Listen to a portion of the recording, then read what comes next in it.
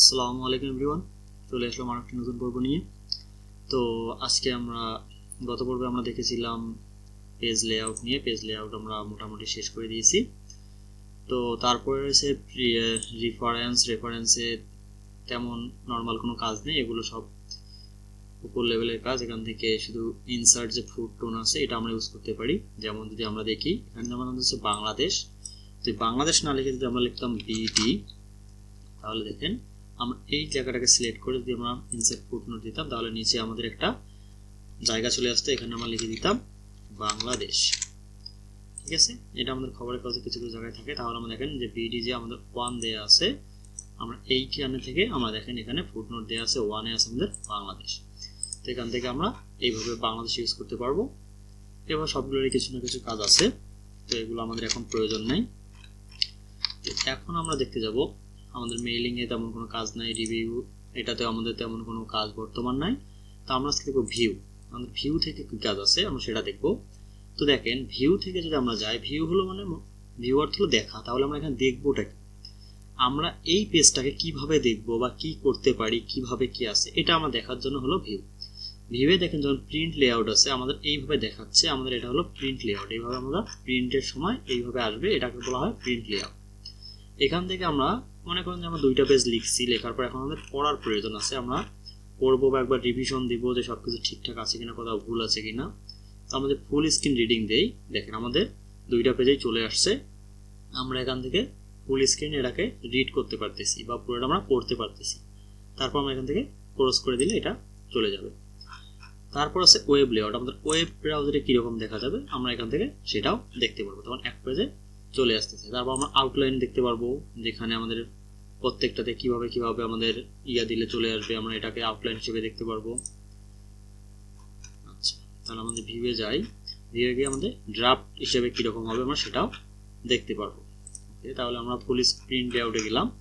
তারপর আমরা এগুলো দেখার পর দেখেন এখানে আছে আমাদের রুলারের কাজ কি, আমরা রুলারটা ইউজ করব। তখন দেখেন আমাদের এইদিকে একটা রুলার চলে আসবে, আমাদের এইদিকে একটা রুলার চলে আসবে।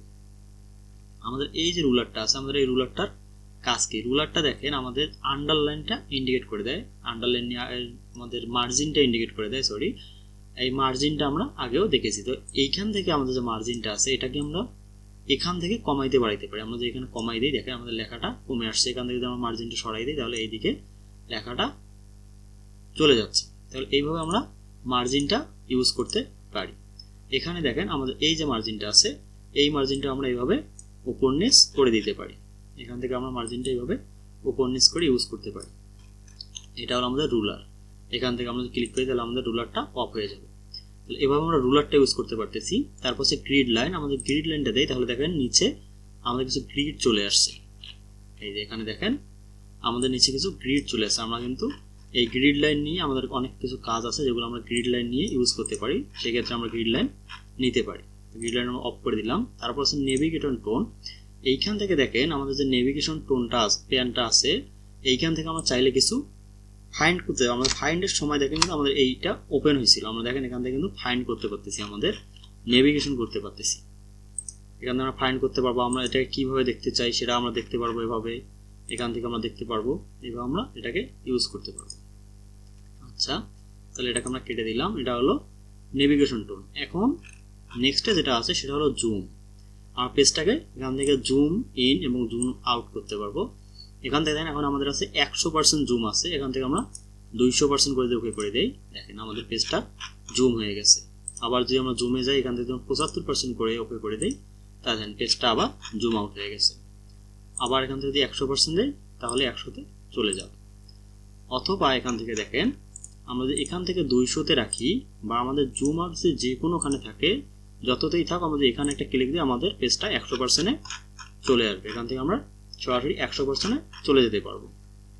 আচ্ছা, তারপর দেখেন এখানে আছে 1 পেজ, 2 পেজ এবং পেজ ওয়াইড। এখান থেকে আমরা কি করি, 1 পেজ যখন দেবো তখন আমাদের এখানে আমরা জয়টা পেজ লিখছি সেই পেজগুলোর মধ্যে একটা পেজ আমাদের এখানে শো করবে। আমাদের 2 পেজ দেই তাহলে আমাদের 2টা পেজে যদি লেখা থাকে তাহলে আমাদের 2টা পেজ এখানে শো করবে।